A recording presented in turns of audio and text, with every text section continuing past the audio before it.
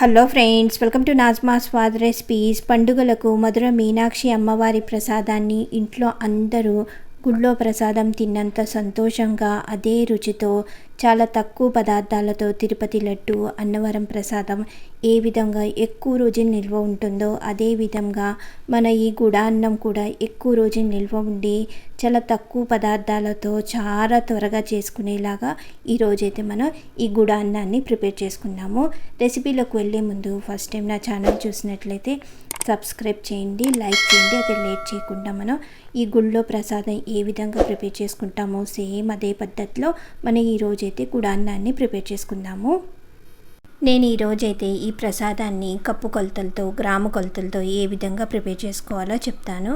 దానికోసం నేను ఇక్కడ 1 కప్పు రైస్ తీసుకుని వాటర్ వేసుకుని మంచిగా 2-3 సార్లు వాష్ చేసుకోవాలి.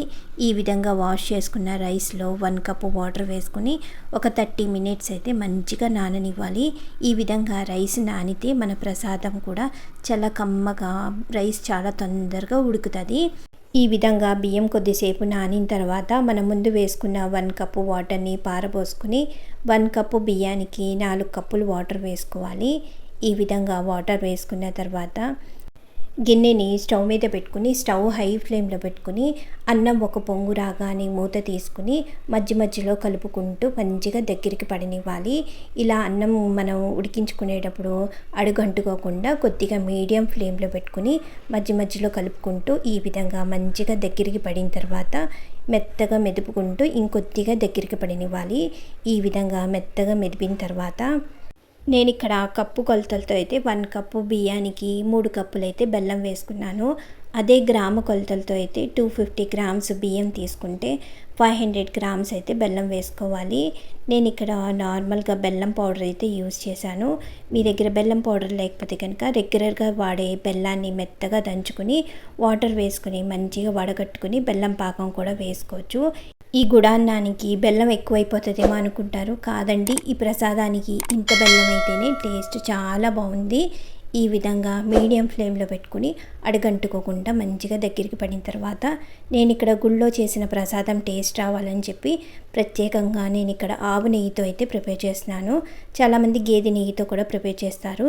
దానికన్నా గుళ్ళో టేస్ట్ రావాలని చెప్పి నేను ఇక్కడ ప్రత్యేకంగా 1/3 కప్ అయితే ఆవు నెయ్యి తీసుకుని కొద్దిగా నెయ్యి వేసుకుంటూ మంచిగా కలుపుకుంటూ మనం వేసుకున్న నెయ్యి అంతా ప్రసాదానికి బాగా పట్టేలాగా స్టవ్ లో ఫ్లేమ్లో పెట్టుకుని మంచిగా కుక్ చేసుకోవాలి.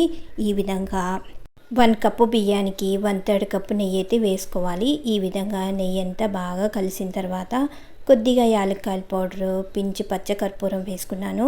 ఇలా ప్రసాదంలో కర్పూరం వేసుకోవడం వల్ల మనం గుళ్ళో తిన్న ప్రసాదం టేస్టే ఇంట్లో కూడా సేమ్ అదే విధంగా టేస్టీగా వస్తుంది.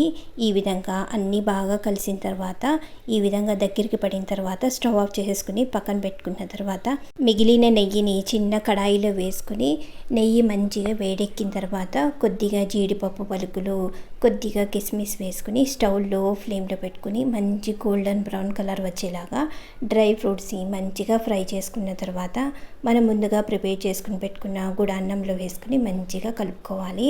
గుడికి వెళ్ళి ప్రసాదం తెలియలేనప్పుడు ఈజీగా ఇంట్లోనే పండుగల టైంలో ఈ గుడాన్నాన్ని చాలా టేస్టీగా గుళ్ళో చేసుకునే ప్రసాదం టేస్ట్తోనే ఈజీగా ప్రిపేర్ చేసేసుకోవచ్చు. నా రెసిపీ నచ్చినట్లయితే మీరు ఇంట్లో ఒకసారి కంపల్సరీగా ట్రై చేసి ఎలా వచ్చిందో కూడా నాకు కమెంట్ చేయండి, లైక్ చేయండి. Thank you for watching.